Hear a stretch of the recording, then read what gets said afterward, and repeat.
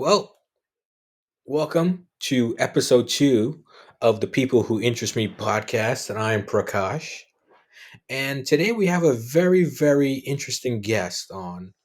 So, if you are a fan of, well, not just Saturday, but weekend morning Bollywood shows where you would get like the latest songs and like the latest news around Bollywood, then you'll definitely know who today's guest is. None other than Obaid Kadwani. So let's welcome Obaid to the show.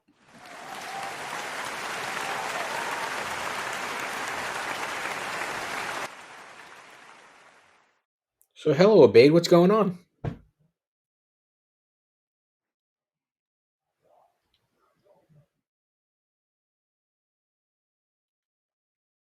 Hello, Obaid. Can you hear me? Can you hear me, Prakash? Yes, I can hear Oh, you now. excellent. Okay, Yes. very good. I'm saying thanks a lot for having me. I'm excited to talk to you and talk to all your listeners as well. Yeah. So sorry, we had a little tech issue there for a couple seconds, but we're back now. Yeah. So like I was saying, I was telling everyone that if you were a fan of Yes. weekend morning Bollywood shows, you definitely know who Obaid is. So Obaid, let's get into it first. So I mean, I remember you from Namaste America. Then you were actually also doing you were actually in some Bollywood movies. We'll talk a little bit about throughout the podcast, and you also did some WWE broadcasting. So there's so much to talk about with you. But let's talk about, let's go to the very beginning. When did you decide that you wanted to be, because you're an MC, you're a TV host, you're a movie star, so you've done all these things, and the South Asian stereotype is, oh, the kids always have to be doctors. So like, when did you decide that I want to be in the entertainment field?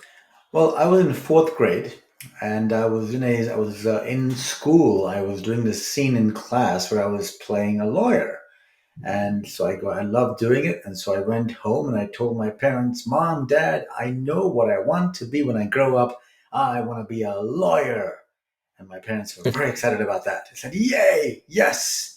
And then I realized when I was 13 that actually I don't want to be a lawyer. I like playing a lawyer. So I went home and I told them that, and the reaction was not as excited anymore. But I knew from that point on that I wanted to, be an actor, be a performer. I enjoyed seeing the world from completely different sets of eyes. I like to be playing as much of a variation in characters, and I like to delve into as many different skill sets as I can. And that's what began my decision to be an actor. And then it was a long, hard journey trying to figure out how to be an actor. And my first professional job was at age 19 when I got into print modeling, which is magazine ads and newspaper ads and all that kind of stuff, and got some agents. And along the way, I had to got scammed by quite a few places because there's not that kind of internet. Even now, there's like lots of scams on the internet too. But you learn by hard Yeah. knocks, and I learned. I lost some money, like I said, along the process, learning. But yeah, my first professional job was age 19 as a print model. And then from then, so I began doing American stuff first. And then I got into the South Asian American scene. So I got into fashion modeling for the Bollywood Movie Awards and Bollywood Fashion Awards, as well as doing some fashion modeling for the American side too. And then from there, I got into TV hosting and started hosting for Namaste America. Wonderful people, great friends of mine. Now, so I auditioned for them and I began doing hosting Namaste America. So I was back in the Indian scene, so to speak. And then I was doing the American acting, which was I was doing corporate videos, voiceovers, and TV shows. Then one of my American agents told me to audition for a Bollywood film. I said, "What? What is happening here?" Mhm. And I no, because my whole mindset was I am not in India, so obviously I cannot do Bollywood, right? And but she convinced me to audition, and I auditioned reluctantly, and it was for Yash Raj Films. It was the director was Kabir Chopra, and that was back in 2007. And I found out later on that it was, I just auditioned. I didn't, as an actor, you just audition for any projects you like, and then you worry about how big or small the project is later on, right? Right. Yeah. So yeah, so I had auditioned. I found out later on that the director is Kabir Chopra who's auditioning me. The actual project is for Yash Raj, which is obviously for for the American listeners who might not know, that's like the Warner Brothers of Bollywood, right? The premier Yeah. studio. And so I Hmm. was cast in that, and I was very blessed along that way as well. And then I started doing that, did some more American projects after that. And then Yash Raj came back to me a few years later and said, "Hey, we want to put you in a Badmash company as well." And the director was an awesome man, uh, Parmeet Singh, and no, a really nice guy. And I had a fabulous time. And look, I mean, it's a, I mean, I would tell everybody who's aspiring to be an actor, you have to really approach it like a business. It's a very, very, very competitive field. For every audition, there are probably about 1,500 people trying to get the part, right? Just to, first of all, there's like 4,000 probably trying to get the audition, and then you have 1,500 trying to get the part. So it's competitive. You got Right. to have a thick skin. You got to not take rejection personally, and you have to really know your craft. But yeah, I've been fortunate. I've gotten to do some really, really fun things in my career that we can talk about as well, Yeah. which is why I love what I do. So I mean, okay, so you mentioned Yash Raj Films, which is, I mean, and you said it. They're one of probably, if not the The biggest, other biggest. you know, production Yeah. company in India, and you got to do two films. But the two films you got to do, I mean, it wasn't just like independent films or like obscure films. Like these films were, they had some star power to these movies. In New York, one of the films you were in, it was titled New York. You got to work with John Abraham. John Yeah. Abraham. John Abraham. Neil Nitin Mukesh was in that movie as Yeah. well, and of course, the beautiful Katrina Kaif Yes. was in it. Or is she Katrina Koshal now? I don't know. Yeah. I know she was I'm not married. sure what the last name is now. Yeah. Yeah, I don't know her last name, but yeah. So that, I mean, those are like, definitely John Abraham and Katrina are like, they're like heavy hitters in Bollywood. And then you mentioned Badmash Company. Hmm. I mean, Shahid Kapoor. Yeah. I mean, I mean, I consider him to be the most underrated actor in Bollywood right Yeah. now. Very, very motivated Is man. Shahid. Yeah. Hmm. He's very good, and Veer Das is in that movie. For if you Yes. see his comedy now, yeah, Veer Das is in that movie, and I mean, we have to talk about Anushka Oh my Sharma. God. She's so wonderful. I mean, So nice. yeah, Mrs. Coley, if Mrs. you're a cricket Coley. fan. That's right. Mrs. Coley, yeah, but I mean, so I mean, these weren't just like I said, obscure movies. These were movies that were these are Yash Raj movies. These are big banner movies that you were able to be a part in. So let me get to this question though. So you work with Katrina, you work with Anushka. I don't want to get you in any trouble, okay? But who do you feel is the better actress? Ooh, that's a great question. A very, very tough Yeah. question. I mean, Mm. ooh, that's both of them have shown so much range, right? In Yeah. so many Hmm. movies that I think I think they are both. They're like, it's kind of like comparing apples and oranges in a sense. Okay. Hmm. In the acting field, we talk about what's your type, meaning that, for example, if you want an Arnold Schwarzenegger in as the lead in your film, that's Yeah. not the same as wanting Sylvester Stallone. They're both action movie Right. stars, but they will bring a very different flavor to it, right?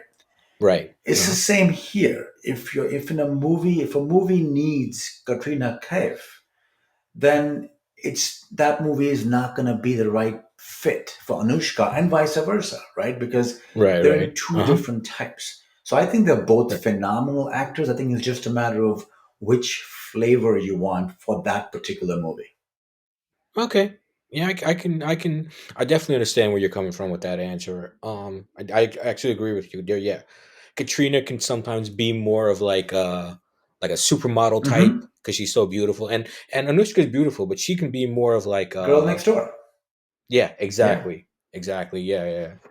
So okay, so we mentioned Namaste America, and for those people, for people who grew up on Bollywood, like before the internet kind of blew up everything, and like everything is at our fingertips now.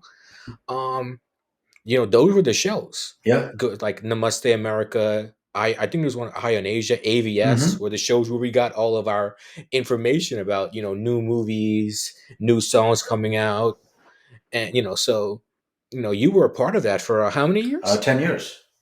10 years. And are you still with them Yeah, or? I do actually still work with Namaste America on an on and off basis. Yeah, I love, I mean, Yeah, they're friends. I value them. They've yeah. been incredibly awesome to me, and I cannot say enough good things about the producers. And I think I saw some episodes this year. Your sister is also an actress. I saw her host some episodes as well a while ago, but I mean, she did do it. Yeah, yeah, And she's also a wonderful actress. If you're listening, Kurat, yeah. by all means, we would love to have you on as well. But today we're talking about to your brother. Uh, Now, Kuwait is yeah, Devin. awesome. I am in such, Yeah. I just love, she's such a hard worker. And to me, she epitomizes how an actor's mindset should be. Hmm. She's always trying to find a way to her goals. She's always trying to utilize every bit of every side of her talent. I mean, she's produced, directed, written, acted in solo shows that have toured the country for years. Plays. But she was her solo play was, I believe, the first female comedy off Broadway on in America. You know, play in America, and she's done a whole bunch, a range of American. She's been in movies, TV shows. I mean, corporate videos, voiceovers. I believe she was. The girl works so hard. Yesterday, she was doing a live hosting gig from that was going around the world. So it was from 1:30 a.m. to until 7 p.m. And then she got Wow. Oh, home, wow. and then she was Yeah. booked for another gig. So she was working a separate acting job from 8 o'clock in the morning until noon. That is the So mindset. that yeah, I mean, yeah, I mean, you gotta grind sometimes, Yeah. and she's so you mentioned something early when you were talking about your sister there about her showing up in projects, and I want to tell a little story about you, like a quick story. um so we know I know you from the Must Stay America. I used to watch that show like religiously every weekend when it came on, Thank so you. I It's a recognize you. great And show. then oh, absolutely. Yeah. I mean, if you want your Bollywood content, no place else to go. Hmm. But the story you just told about, your sister, and there have been times where I've like turned on a TV and your sister's on a TV. She's like, oh, I recognize her. But the one story with you that I have, so I love wrestling. I've loved wrestling since I was 4 years old. Hmm. You know, I used to wrestle the pillows at home, actually. Yeah, but Are you doing the so elbow? Are you doing the elbow drop? yeah. So I at like almost at like the big pay-per-view. So I believe it was like a WrestleMania. I can't remember which one. They were like introducing all the broadcast teams from all over the world, because WWE is so global that they have so many different the shows broadcast in so many different languages. And then they got to the Hindi commentary team, and I lo and behold, I see you. I'm like, whoa, this guy's blowing up, right? And I remember I see your Facebook and stuff, and I was like, I see you at the crafts table at WWE, and you're posting everything you're eating. I'm like, oh man, this guy. I'm like, I used to watch this guy on Namaste America. Now look at him. He is the Hindi broadcast for WWE pay per view events. And no, look, I mean, it's funny. Yash Raj is like they're like the biggest film banner in India. Now you come from you work with Yash Raj Films, and now WWE is like the biggest wrestling company, not just in India but in the world. and now here you are Yeah. doing commentary for them. So tell us how that opportunity came about, and any stories you can tell us about some of the guys you may have met. Just like how did WWE come about at first? Whenever I'm teaching or advising actors about how to get in the business, it to me, it's first of all, you have to be working your craft, learning as many skills as you can, so that A, you can be overqualified, which is very important because the competition is so intense. And number two, so that you can improvise and be quick on your feet. That's very important as well. And number three, you have to have that luck, that grace of God, whatever how we want to look at it, because that goes into it as well. Because many times all the chips have to align just correctly, right? So I was one of my in 2017, at the end of 2016, one of my American agents calls me and says, "Hey, I have an off the wall audition for you." And I said, "Okay, great. I love off the wall auditions." She tells me it's an audition to be a commentator for WWE. And I was like, "What? I have." I was not following WWE. So I was a lapsed WWE fan. As a kid, I was WWE in school, and then Yeah, I kind of like fell off. And I had never done commentating in my life. And I was like, and she said, well, they know that, but they like your resume, they like what you've done, and they want to see your personality. I'm like, sure. And that's another important thing. Like, you kind of have to be open and going, yeah, sure. As long as, it makes sense and as long as it's all legit stuff, right? They're all, you got to go, yeah, sure. And WWE is as legit as you can get. They are the ball game, right? In the wrestling world, wrestling yeah. entertainment world, I should Hmm. say. So I go there and I go through some auditions and then I go through another set of auditions and I hear nothing back. I'm like, all right, one more audition, understandably, no problem. But then 2 months go by and then I get a phone call from my agent saying there's a contract coming your way. And I'm like, for what? And they're like, for this. And I'm like, okay, again, I have no idea what I'm doing yet. They'll train you. They'll train you. They love how you are, and I'm like, oh, and what you already have, and they'll train you in the commenting part. But see, a lot of people don't realize about WWE and about the wrestling entertainment world, right? It's wrestling entertainment, right? That's a very Yes, of important part of course. it. So even all Yeah, the superstars, whether it's WWE, whether it's AEW, whether it's all the other smaller companies out there as yeah. well. Promotions. Yeah, Yeah, yeah. Promote. Yeah, promotions out there. It's not just that you have to be an amazing athlete. That is a given. You must be an amazing athlete so that you can do all those moves and yet not actually injure somebody, yeah. right? But you Okay. also have to be able to entertain the public. Those promos that people do, knowing the superstars now from like from and on a personal basis, they work really hard on them and they are always trying to pitch a new character to the creative writers, because that's what excites people. This is not like Olympic wrestling, it's entertainment. So the same Yeah, thing goes for the commentators too. They're looking for people who can be versatile and who have a charisma and who have a personality that can excite the audience. So that part they liked about me, and they were like, the rest will teach you. So we went through, I believe, 6 weeks of intense training at WWE headquarters in Connecticut, and then also on our own as well, doing as many, practice as much as we could.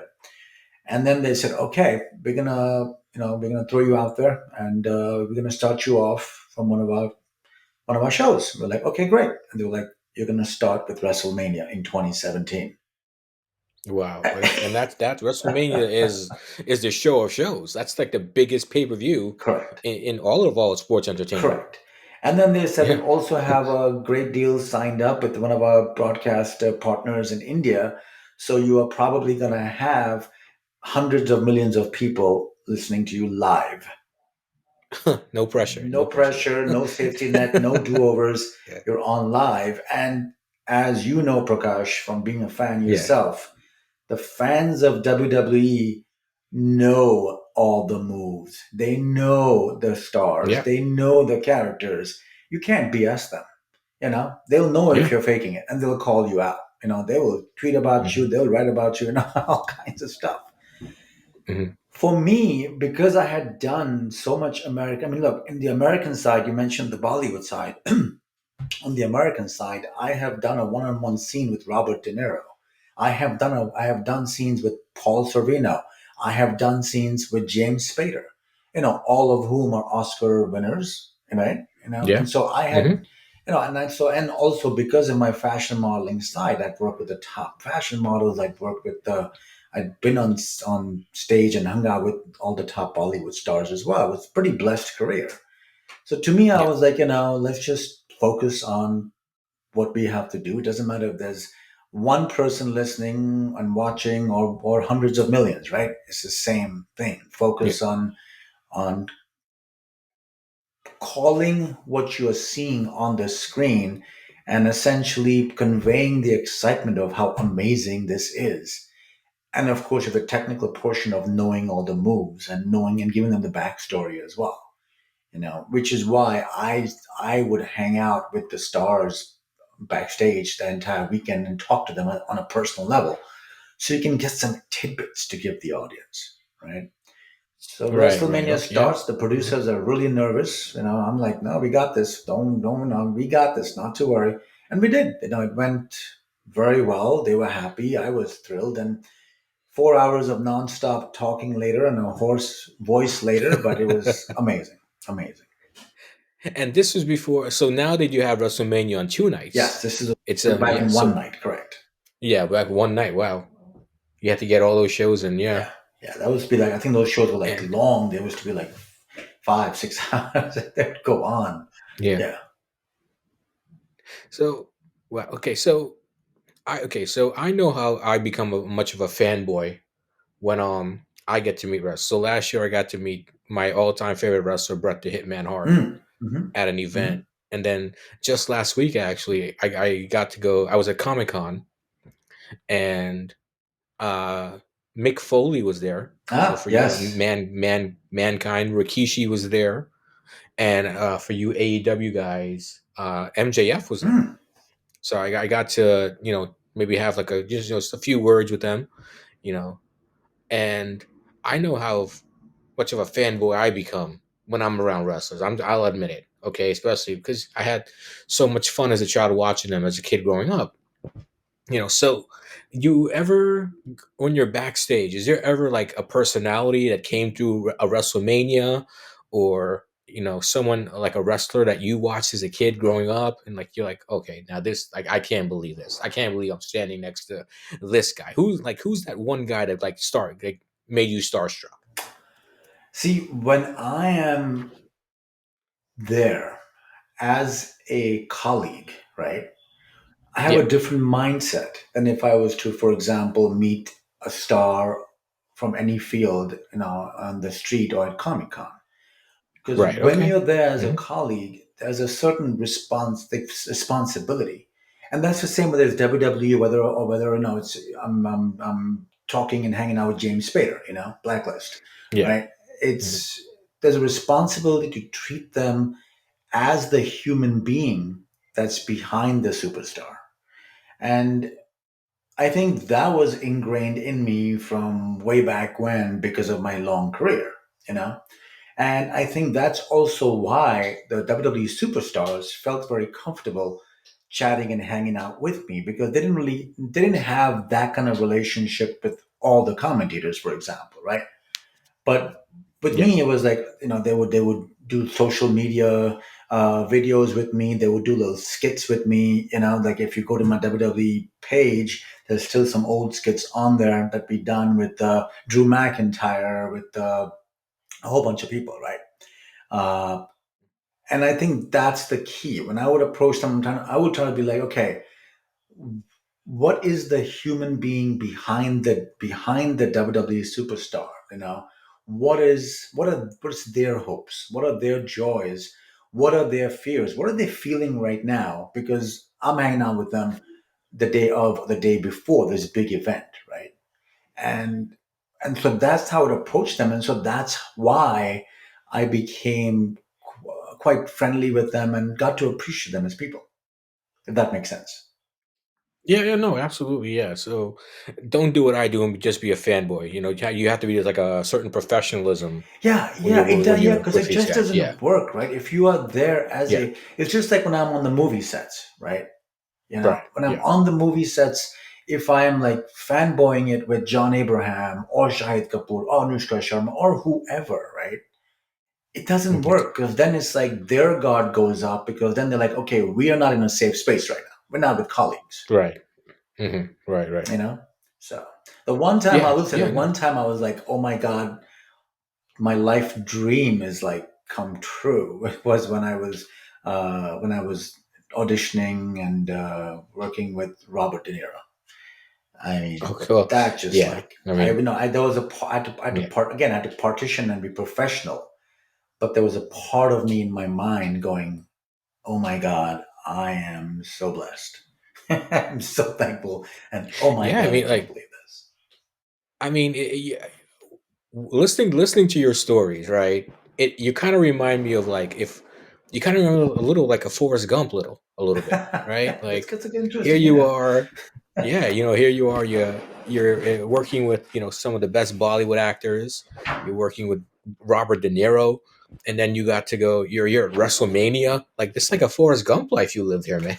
That's actually I've never heard that said, but now, I mean, actually, what you're right. I mean, I like that actually, and thanks for pointing that out because yeah, Mhm. I mean, that's why I got into acting, and I like I said, I've been pretty blessed to be able to go and have a foot, a toe in so many camps. But yeah, now that I look back at my career, yeah, that's interesting. That's interesting. Yeah, okay. Yeah, yeah. Well, I usually only have one brilliant thing to say a day, so I think that probably was Well, that it. was brilliant. I love it. Nothing. Yeah. No.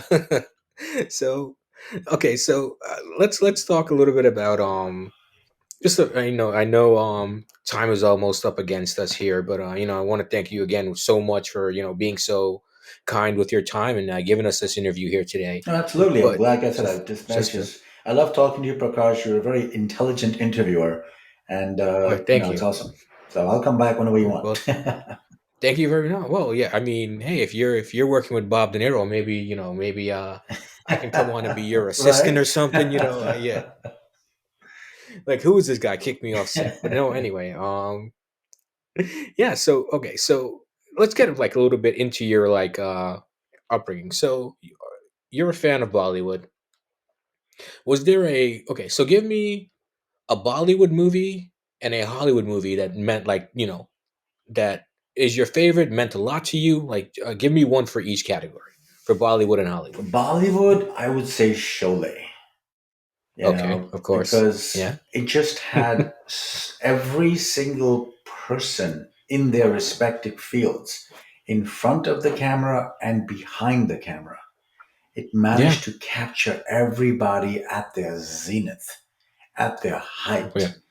And that is just so incredibly rare and just beyond rare. It's like finding the crown jewel, the hope diamond, you know, Huh. Right. that's why to this day resonates. And there have obviously been many more amazing movies since then, but you said to pick one. So if I had to tell somebody to watch one movie, I'm telling them to watch Sholay first, Mughal Azam second, Okay. right? Okay. And Oh the wow. Okay. reason for Yeah. that is that Sholay had so many actors in it that were all amazing, and many movies will have like one or two or three actors. Sholay had the two heroes, the two heroines, the villain that they found. And then they also have Sanjeev Kumar, and then they have the direction and the playback singers and the super hit songwriters and on and on and on. Cinematography, the music. Yeah. And one thing with like about Sholay is that like you just said it. The like every person in a role was a big star. Yeah, Dharmendra, Amitabh yeah, Bachchan, Hema Malini, Amjad Khan. I was yeah, blanked as on the name for a minute. Yeah, like these were like the big stars of yeah. their time. So to get them all in one movie, like I think nowadays maybe egos would not allow certain actors to work together. But here you're looking, Dharmendra and Amitabh Bachchan. Who's bigger than And them to give at them that time? all enough Yeah. room to operate, to write Yes. parts, Hmm. like that they could Hmm. operate. I Yeah. mean, that's the thing, right? You have X amount of screen time, right? You have X amount of screen time, and yet they manage to give them all the correct amount of the parts. Every single person's part is so rich. I mean, and then you go and look at Jaya Bhaduri's part. I mean, amazing. How many lines Yes. did she have? How many lines did Yeah. she have? But oh my God, it hits you, right? And you said Sanjeev Kumar. He was Oh, a pretty big star too at that yes, time as well. yeah, Yeah. yeah. He was award winning, and the Mhm. last shot, the poignant shot where Jaya Bhaduri is looking at the pyre, the funeral pyre of Amitabh Bachchan, and she closes her window. Her life is her second chance at life is also gone, and that's it. There's no more Yeah. chances for her. She shuts her window, and that's when you get the whole point of the movie, Sholay. Right. So you get Sholay, and okay. So give me the Hollywood movie. The one Hollywood movie that One Hollywood movie that could be, oh man, Yeah. you know what? There's okay. I would say Godfather Okay. because you had so many good Yeah. Marlon Brando, and then so Yeah. many I amazing mean actors, another. and story, Yeah. cinematography, direction, on and on and on. And then actually an amazing movie that was very different. I would say Forrest Gump. Okay. You know, Forrest. Yeah, one of my favorites too. Forrest Gump. yeah, there's never been a movie So like that. yeah. And I don't think you could really make a movie like that ever again because it's one of those unique things, you know. Yeah. And I mean, it's so hard, right? We're picking one Bollywood and one Hollywood movie, and it's so Yeah. subjective. But I'm just trying to find things that could be like A Well, yeah. plus in so I'm many like, categories. yeah, like if you were to like tell someone, okay, like let's say they were in a coma, or they'd never. Let's not say coma. Let's say like they were in they had never seen a Bollywood movie. Sholay is not a bad movie to tell them to Right, watch, actually. right. Yeah. Yeah, and also And we are also limited, right, in what we watch. I was in India recently. I just got back last week, and I met some people from Manipur, right? This is northeastern state, and I was talking to them. I'm like, so now the languages of that state, the official languages are Manipuri and English. yeah. So I asked them, I said, so what movies do you watch? Do you don't watch Bollywood? They go, no, we don't watch Bollywood. Because the rebels in that state have actually don't want them to watch Bollywood. So it's complicated situation there, but they don't watch it even in their homes. So I said, then so I said, do you watch Hollywood? They go, no, we watch Korean movies. We love Korean movies. So I pictured all these people in Manipur watching Korean movies, not even English movies, Yeah. and finding all these gems from Korean movies that I have never heard of. Yeah. It's such a big world out there, and that's the biggest reason why I love acting, because being able, going back to a full circle, being able to step into the character's shoes, the character's universe, and see it from their perspective. Because what's fascinating to me is that somebody who's sitting in Manipur or sitting in Nairobi or sitting in London, has such a different universe to look at than I do, for example. Right. And so if I can go and look at it from their viewpoint, I think if we could all do that, it just makes the world a kinder, gentler place. Because then we can see that, okay, every character, there's commonalities. They have hopes, they have dreams, they have vices, they have fears, they have circumstances outside their control acting on them, and they will either win or they will lose in any given scene. And that's life, right? That's the human condition. And that's so critical to me as we live life. And there's a field called cultural anthropology where you study different cultures and see how something is right from their eyes, right? And that brings you get to understand collective culture versus individualistic culture.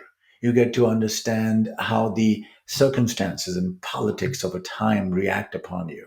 And you also get to understand how, where you are born, when you are born, in what economic circumstances you're born, can color your view greatly, as opposed to if you're not consciously looking at what your beliefs are.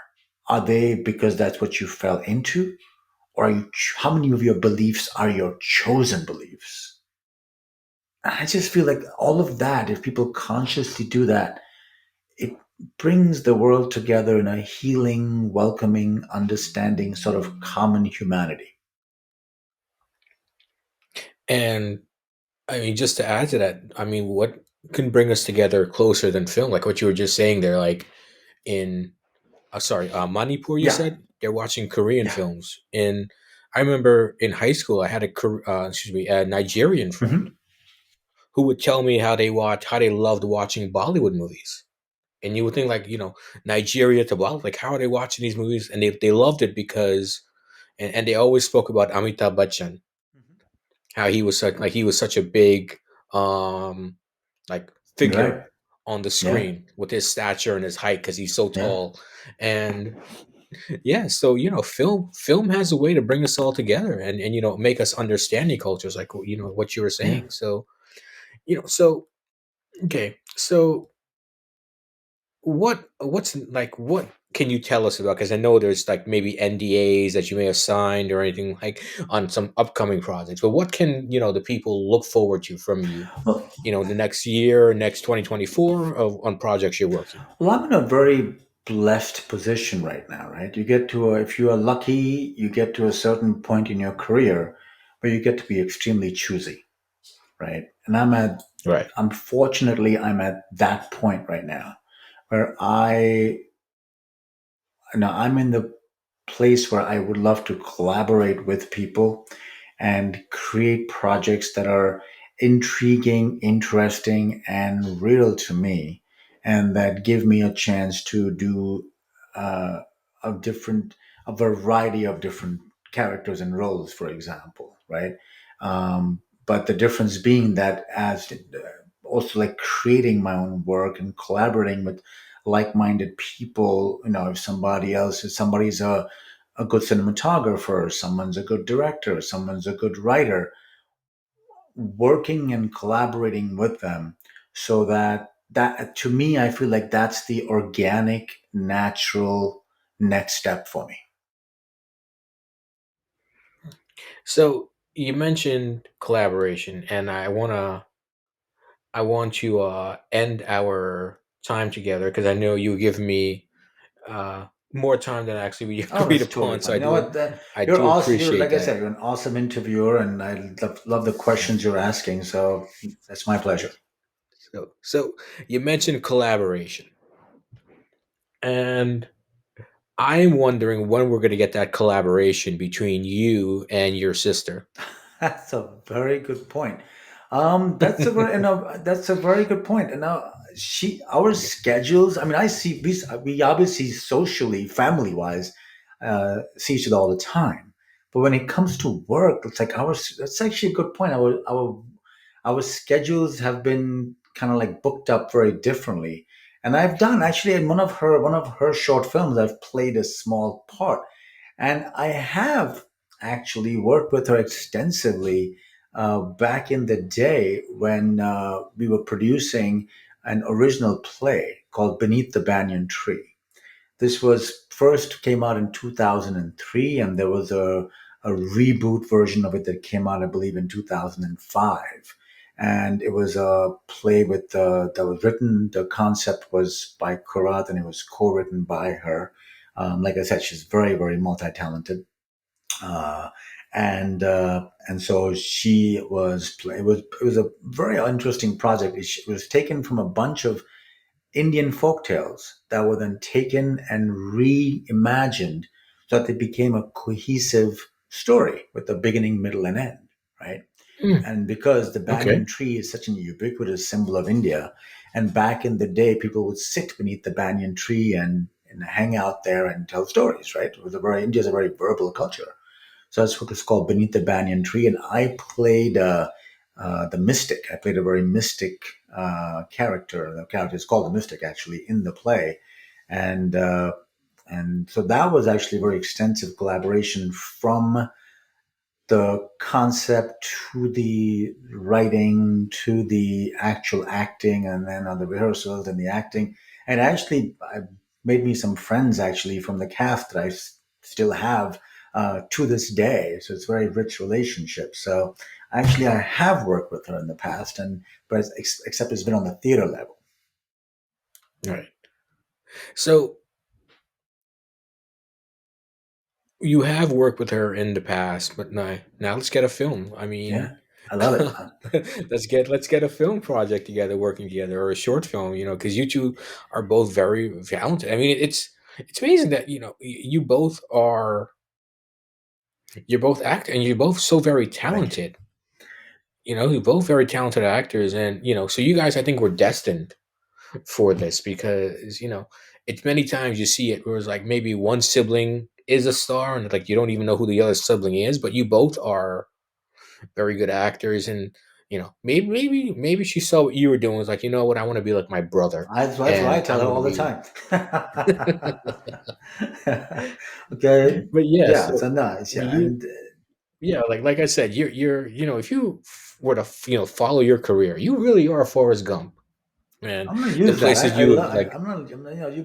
You've given me two very very interesting nuggets. One is Forrest Gump, but you actually, Yeah. in the actually I like that. And also, every once in a while, I'll be talking to an interviewer or talking to a casting director or somebody, and then they will give me a moniker for where I am in my career, and I'm like, actually, that resonates with me. And so, only, and this one resonates with me. Actually, I look back and it genuinely does make sense because of how varied it's been and on the level that I've been blessed to do it.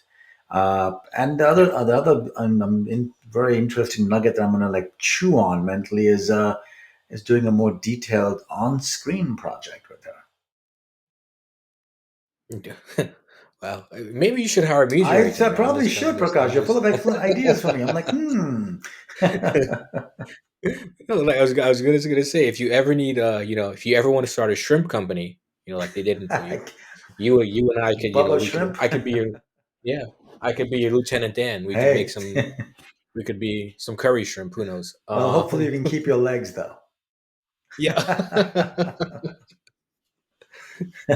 So this was amazing. I followed your career for such a long time, and I'm just so honored and happy that I finally got these few minutes just to speak with you, and I could speak with you. I feel for maybe 4 hours. We could have we could be like a we could have like a test match here or something. I don't know, Yeah, but hey. on like a test match conversation. But you know, whatever. And you're always welcome Thank you. to be on. And I know we're both in New York, so and New York is such a big city. I mean, for us to bump into each other just like that, so we need to maybe meet up Yeah, I sometime. would Maybe love it. have No, I would totally love it. And maybe. I mean, you obviously have a lot of similar interests about in terms of what I actually do are part of your interests. So that's actually, yeah, I would love it. Absolutely. That's, Oh yeah, so I mean, just to, if you're ever casting, you need a cast. I mean, I do act oh, alone. cool. I did not know that. Yeah, yeah, yeah. So if you're ever casting, think of me. Awesome. Absolutely. No, I'm glad you mentioned that because Yeah, I did not know that you're active actually. yeah, yeah. I mean, I've done plays, Oh, mainly theater, and there's some stuff up on oh, YouTube. awesome. You got to send me the links. I would love to watch them. Yeah, yeah, definitely. Yeah, I mean, but I like I said, I followed you for so many years, and just to have a few moments to speak with you, and have the audience get to know you, because I'm pretty sure, like I know, like I know with the Namaste America, like people know who you are. They'll like as soon as they see you, they're like, Yeah. oh yeah, Namaste America. So, Yeah. That's but to an, talk to you and like here you are, Namaste you know, America, just like talk yeah, about that for a second. I mean, it's an amazing show because it brought people a sense of belonging, a sense of home, and even people that were born here. It gave them a common bond with their parents. It transcended the generational gap, transcended the cultural gap, and I would And I would meet people that were like, when I used to MC events. I still MC events sometimes. When I would MC events, I meet people and they're like, "Oh my God, my daughter, my son, they totally watch you." And they were, and it gave us our time together, a common moment to hang out on Saturday mornings, on Sunday mornings, and it's great to see. It's great to see when you do things that bring people together and create joy for them. And that's what Namaste America did, and that's what the producer's concept did. And I'm glad. I was glad to see it, and I'm glad to hear that it's still resonating even now. Yeah, I mean, I remember when I was growing up, shows like that were where we got our Bollywood information from. Now, just it's on the internet. Everything is on the Right. internet. But Namaste America, I remember, it's just a little story. One of my favorite Bollywood actors is Amir Khan, Hmm. and it was I don't know. Maybe you may know this guy. He used to do like it was like an Indian news show. Okay. I forget the name of it, but his name was Vikas Mathur. So I don't know if maybe I you ever came across him or know who don't he remember is. offhand, but perhaps I know him. Okay, so he was interviewing Amir, and I wrote to him because Amir's his biggest Sure. fan Bollywood wise, and I wrote to him asking, hey, can I meet Amir Khan?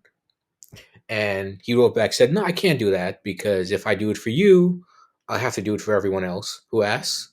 And he's like, I can't do that for Amir. But he was so nice enough. He says, I'll take your email here. I'll show it to Amir. And Amir actually autographed it for me. So I have an Amir Khan autograph. Wow. Yeah. So I'm just thinking, like what you were saying there about how it resonates with, Yeah. different generations and all. Like, I was able I always say to myself that, for however long they were talking about me, Vikas and Amir Khan, right? Amir Khan knew who I Yeah. was for that 2-3 minutes, and I was like, that's like just so joyous in my life. So yeah, you're absolutely right about the way these shows can kind of bring you together. Yeah, and they're just, and that's the thing. Like, Yeah, Amir Khan, he's a busy man. He's got so much in his. And what people also sometimes don't realize is that the more accomplishments you have, like Amir Khan, for example, the more pressure is on his head, right? yeah, Decisions he makes, movies he makes, it's all on his head. And if something doesn't work, there's a lot of money being lost, and there are people's lives being hurt and vice versa. And then they have to do all that, and then at the same time, they also have to have time for their families, their friends. So, but so many of these actors, they are still such nice people who want to do what they can with their fans, and they really try and do the best they can. They really do, and that's, having known so many of them. I mean, really, 99% of them, I would say, are just good souls, if and good people who are just human beings. And when I was shooting, I'll tell you another story. When I was shooting New York with John Abraham, one of my very good friends, like generational friends, like was getting married, right? And so I couldn't go because yeah, I'm like, I got to shoot this film, and I got to do the film. And they understood. And but so the morning of their wedding, that was in Atlanta, and so I knew that his wife was a big fan of John Abraham. So we are filming this action sequence. So we are standing on top of in Philadelphia, on top of this 42-story building, right? And we're waiting for the shot. And for those who don't know, when you're shooting a film, a lot of times what you're doing is waiting. A lot of times yeah. you're Oh yeah, just yeah. waiting. You're waiting for the camera Hmm. shot, the angle shot, the right thing, blah blah blah, whatever it might be. But you're waiting. You're waiting and you're waiting and you're waiting.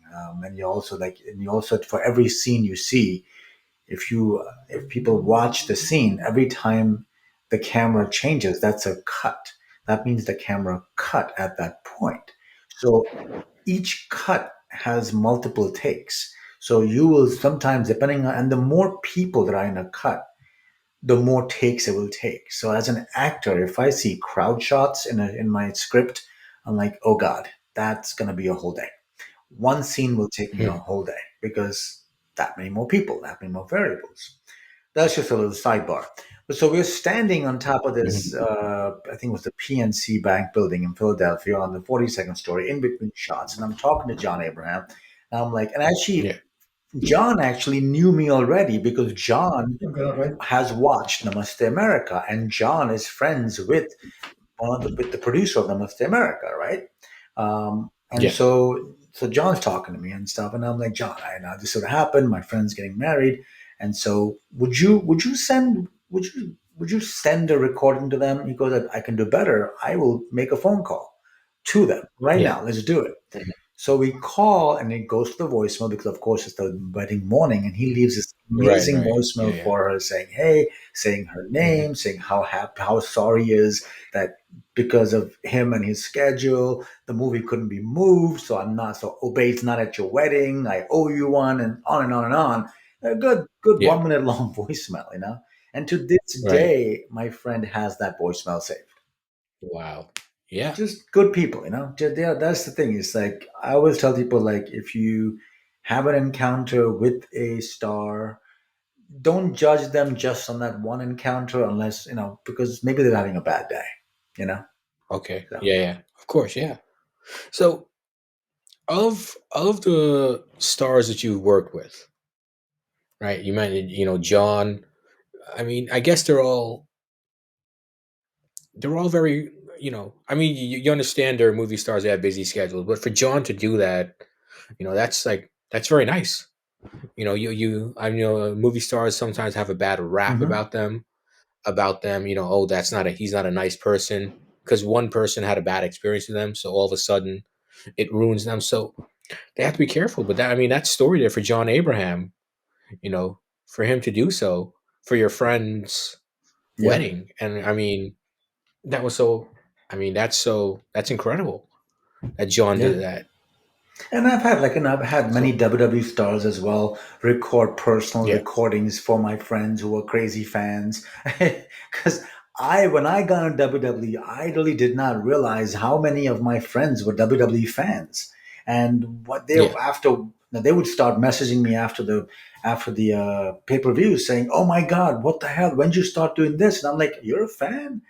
And so they would say, "Hey, can you get so and so to do a recording for me? Can you get so and so to say hello to me?" And So and if I caught them at a free moment, they would. So a bunch of my friends lucked out, and they have their own personalized little recording, saying, "Hey, how are you?" or whatever it might be, and and because they knew it was I was there with the WWE stars as their colleague, right? So it's like they could, yeah, they would be much more freer because that's the other thing, right? If you, especially nowadays, if you don't know who this person is, people can abuse the recording and they can try to sell the recording, they right, can right, yeah, manipulate, yeah, you don't know, so there's that yeah. fear. But if obviously if a colleague is asking, they have that trust that it's not going to be misused.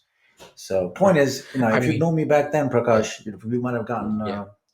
a nice personalized recording.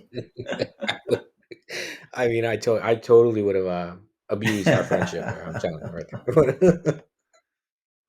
But yeah, so I mean, this has been so much fun. Oh, before we do, I know we agreed on a certain time, but you're just so interesting. I had to keep talking to you, but so where can the audience find you now? Like, where can they find you? Like your work, and are you planning on any plays? Like what? Like, and you also, I didn't even mention your charitable organization yet. So if you want to speak, just speak a couple of minutes on that, by all means. Yeah, in 2007, I wanted to find a way to give back to people, and I was thinking that people that really need help are people that are homeless, or and then so I said, what can we do to create again that bond between people to help people who are homeless or at risk of being homeless feel that they are cared for, that people care, that they're people understand what they're going through, and so I felt that in America a slice of pizza is a very it's a very it's a slice of pizza is had between friends and family. It's a feel good food, right? If you think about Yeah. pizza party, everybody feels Hmm. like, yeah, everybody remembers from their youth, from their time, or from somewhere, a happy occasion involving pizza, and it immediately brings you to a happy place. So I Yes. began a slice of hope, and I teamed up with a bunch of homeless shelters in New York City, and we threw pizza parties, like hundreds of pizzas coming in on a given day, and then we also teamed up with musicians who would volunteer to play live music at these events, like create a situation where people that can afford it can go to a restaurant, let's have good food, hot food, and listen to live music, right? A lot of people going through Yes. tough times cannot do that. So we brought that to the homeless shelter, and then we also brought that to a place and time where the people are normally going. They're going there to have a meal. And so we transformed that place into a place of festivity, into a place, and then people could do sponsor a slice of pizza for $1 a slice at the time. Now, obviously, it would be more because inflation, Yeah. right? Right. And Right. and so Hmm. basically, for every dollar, you're sponsoring a moment of hope, a moment, a smile for a person in need, and that's your directly a direct correlation. Now you've made a moment of happiness for a person in need, and now you've made a moment of happiness in the world. And then we took that one moment that someone has done, and we would combine it with all the other sponsored pizza slices and sponsored moments of joy from all the other people, and now you got entire pizza parties happening. And we began that in 2007. We began that. We approached shelters. The concept didn't exist. People were, leery about it. But then a couple of shelters, four shelters, were like, "Let's try it." And it was just amazing. If you go to our website, asliceofhope.org, you can see on their actual videos and photos through the years of these moments of joy that were made. When people, first of all, and I'm going to talk a bit about this because now you got me started on this, Prakash. Sorry, and this is important. Go ahead. Go ahead. What's Yeah. super important is that people need to understand, what people don't know, what I learned is that not everybody who goes to eat at a homeless shelter is homeless. There are Hmm. millions of people, America, who work but don't make enough to pay the bills and put food on the table. One in seven children in America will have food insecurity at some point every year, which means that they're not sure if they're going to have food on the table for a given meal in America. In America. And there Hmm. is a huge amount of economic range in America itself. I have friends who are school teachers who tell me that if schools were not giving out free lunches to children, that child might not eat breakfast or lunch that day in Yeah. America. So it's a very big and large issue. It should not happen in a first world country, and it's just like it's food. you know it's food, and there's so much waste of food that happens as well, and it's just we should be able to let everyone eat as much food as they need. And the shelters do a wonderful job. There are shelters, like I said, not everybody who eats there is homeless, but they're at risk of being homeless or they have food insecurity. And then on top of that, the shelters also provide great resources to people who've fallen in hard times to help them get back on their feet. I mean, we would talk to people in the shelter guests, as they're called, and we would talk to them and they'd say, "Hey, 4 years, 5 years ago, I was actually someone that would volunteer at the shelters. And I fell on hard times. I had a sickness that wiped out my savings, or I moved and then my relationship fell apart, or I got into an abusive situation and I had nowhere to go."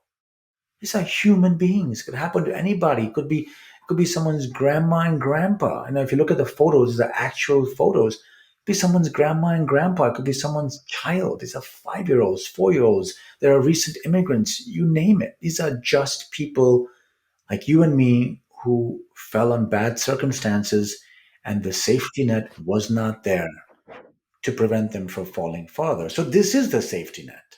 This is the safety net. And there is no reason, first of all, anybody in the world should go hungry. First of all, there's enough food in the world. It's just a matter of food distribution, right? And I'm not talking about sharing the wealth. I'm talking about food, man. You know, and so Mm. when we would do these parties, there'd be an air of anticipation in the air, and there'd be all this, and then the pizzas would start coming in, hundreds of pizzas, as much pizza as people would want, and there's music playing, and as the party would go on, and there's videos about this, you could feel the stress and the tension falling off of these shelter guests, and you could feel them feeling safe and feeling human. Some of them would start nodding their heads while they're eating. Some would clap, along to the musician. Some of them would start dancing. Some of them would just sit there and softly start crying. And I mean, it's, that's deep, man. yeah, Yeah, wow. yeah, I know. And that's important. It's important that we care about human beings. There's a lot of things happening in the world right now, and there are people that are suffering. And what it comes down to is we like to paint with a broad brush many times, but Yeah. the bottom line is there are people who are suffering. Old people, young people, little boys, little girls, and that's not right, there might not be any easy solutions. I understand that. We should never forget the basic humanity that we all need to focus on. The basic humanity that we should, anytime there's someone suffering,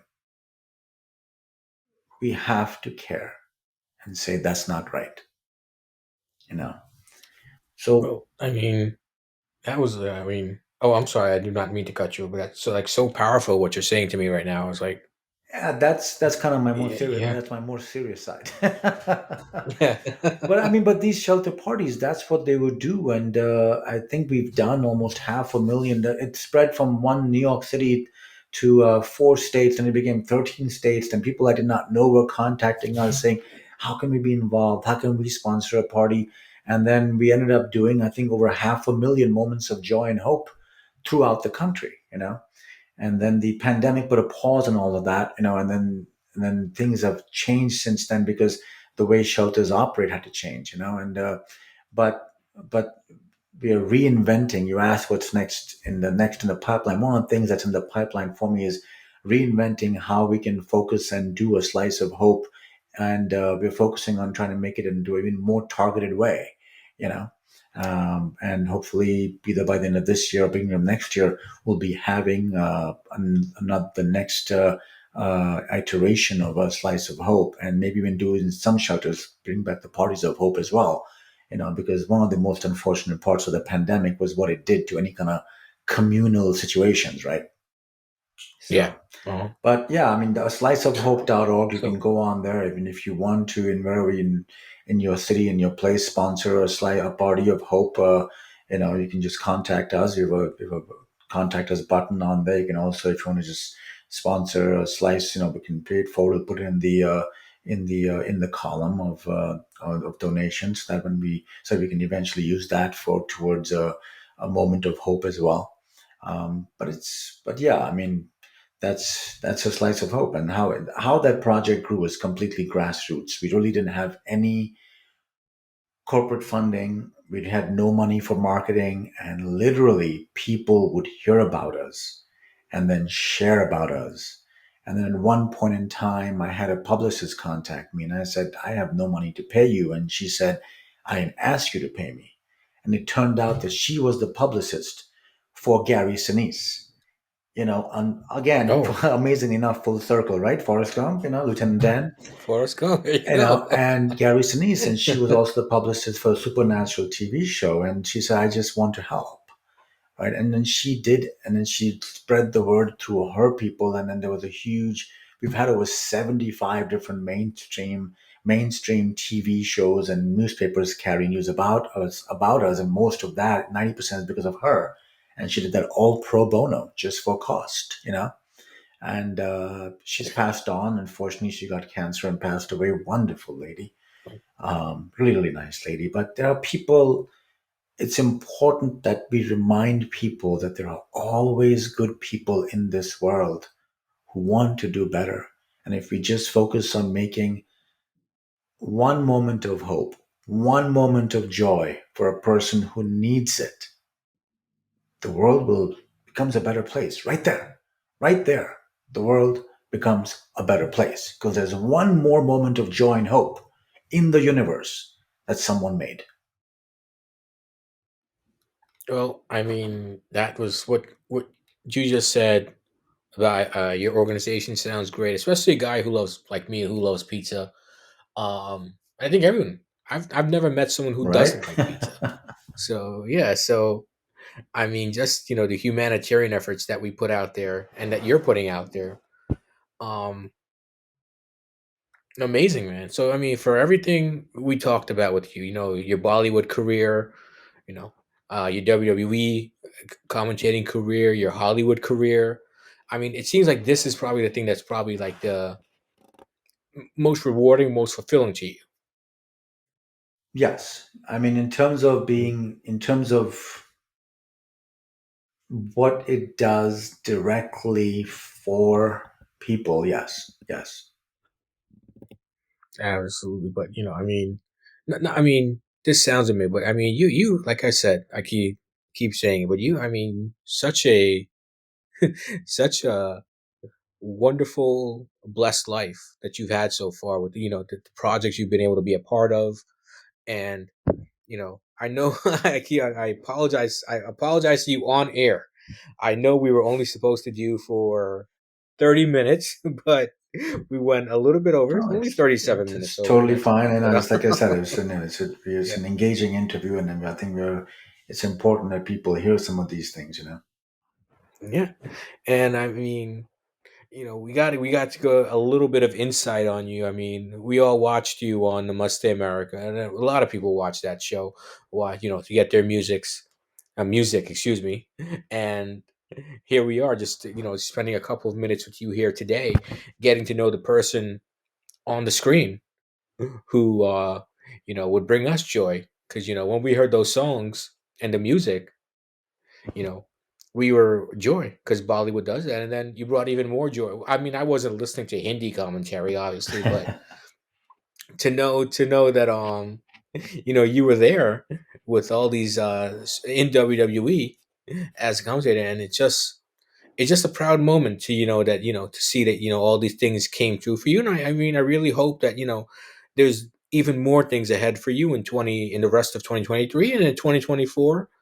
Maybe like I said, if you ever need somebody to act, I'll even be a background actor. Hey man, you're awesome, man. I Yeah. can't, and thank you for for having me on. Thank you for all your wonderful things you've said, and thank you for being a fan as well. And yeah, thank you.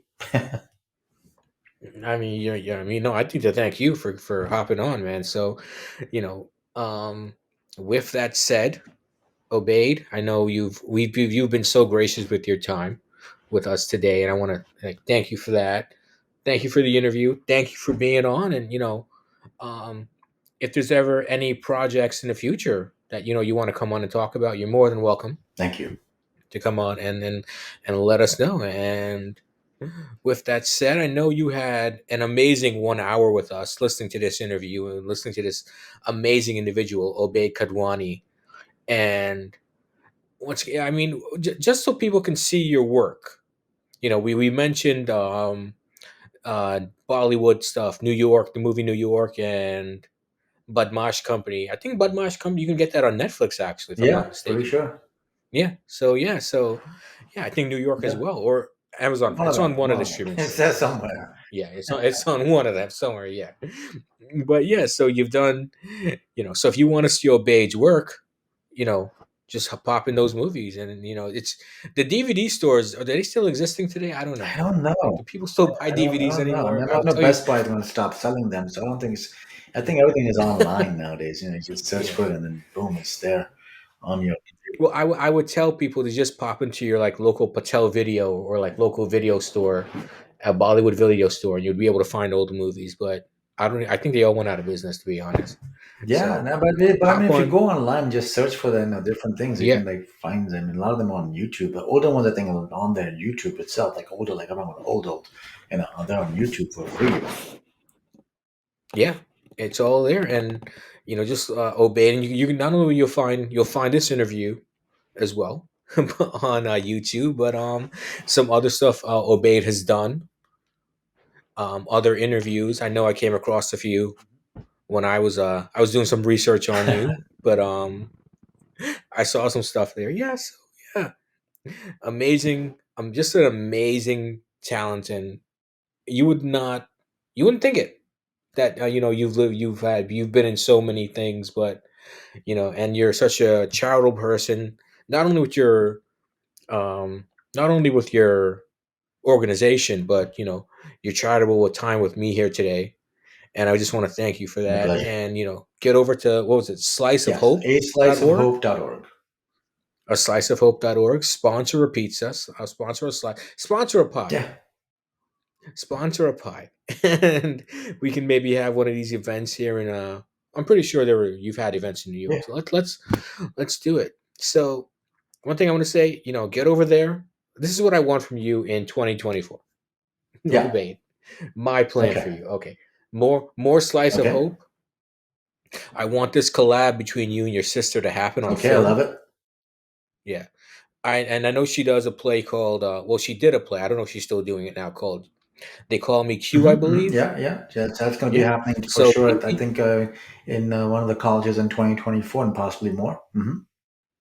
maybe she can write a role for you, so she doesn't have to play the maybe she puts you in a role there. Maybe she can have you be like she can do a scene where there's like a Namaste America guy, and it just happens to be you. So yeah. So just spitballing ideas for I you, hear you. I man. love it. I But love it. Thanks, Prakash. so no problem, no problem. So with that said, unfortunately, the time has to come to an end. I know I was having such an amazing time here today, speaking to you, but Same here. I definitely want to be respectful of your time, and I'm definitely gonna end it here. Awesome.